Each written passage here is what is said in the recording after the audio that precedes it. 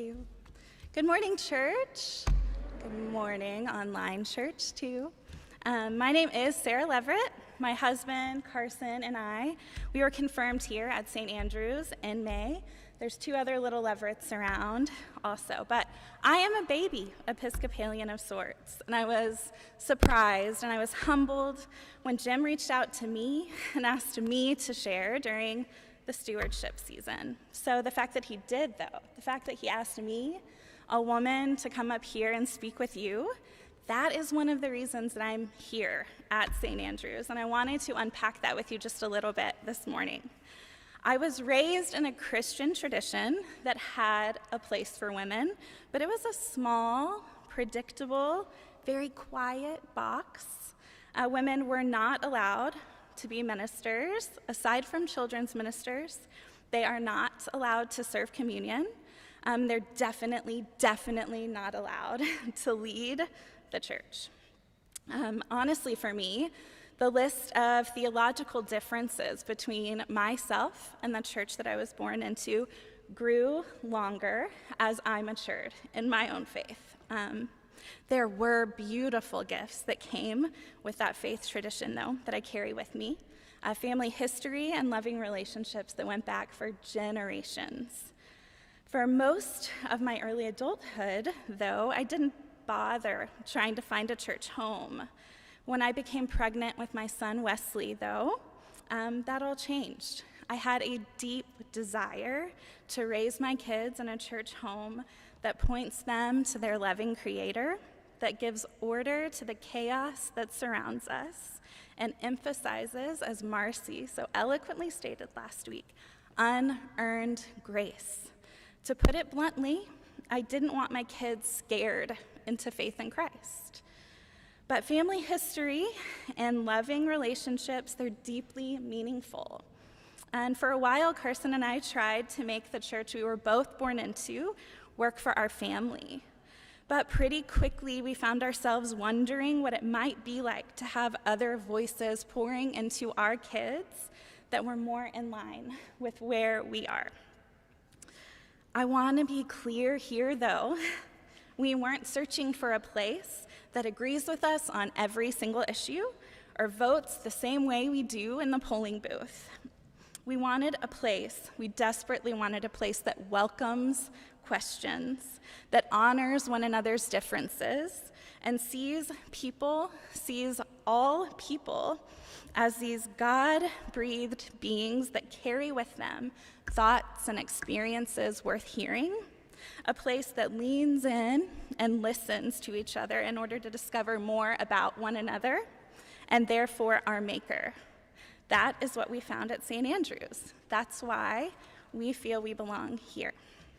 So, I have been an elementary school teacher for almost a decade. Specifically, I was a writing teacher. And one strategy I like to use with little people to add important and interesting details to their pieces was to think through your five senses, right? Like, I might ask a student, what do you think that character saw or heard right at that moment so that the reader can really see what's happening in your story?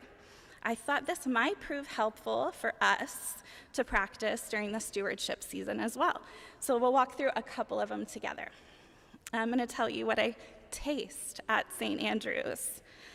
I taste the bread and the wine every week as we gather around the altar on our knees with our hands out, all of us proclaiming our great need for God's grace.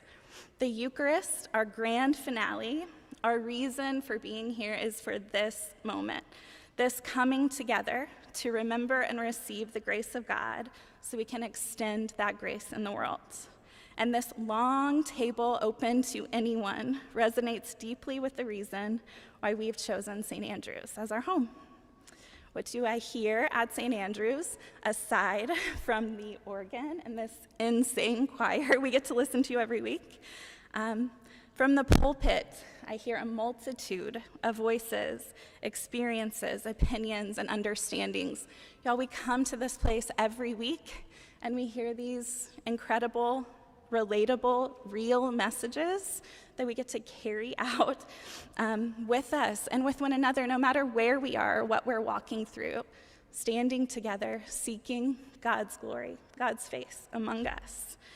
In classes, I hear people sharing their stories, sharing their poetry and their testimonies. I hear people asking thoughtful questions, intentional questions, all of which deepen my faith as well as the faith of the community. What I see at St. Andrew's is celebrations of life happening every time we gather. I see birthdays and anniversaries being celebrated. Importantly for me, I see children being honored every week as Mr. Mark ushers them down the aisle. Here, my son, my daughter, they are seen, they are known, and they are loved so well. Wesley was baptized by a longtime friend of mine in his favorite dinosaur swim trunks and his swimming goggles, if you remember, in May. You know, he's loved and accepted for just who he is. It's such a gift. The liturgical calendar, the Book of Common Prayer, the fact that we are participating in a faith so much bigger than this building. I could really just go on, but they won't let me just keep talking up here. I don't know why. But John O'Donohue has a blessing titled For a New Beginning. You should read it. It captures so much of the journey that brought me here.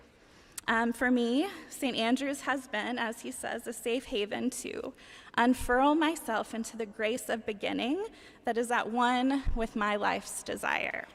So I challenge you, church, to do the cheesy thing with me sometime this week and take time to quietly contemplate the specific things that come to your mind when you consider all you see and hear and smell, taste, what you feel when you think of this holy place.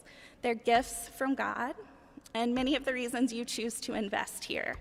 And may those things inform our steps as we all journey together through this stewardship season. Thank you so much. Yes.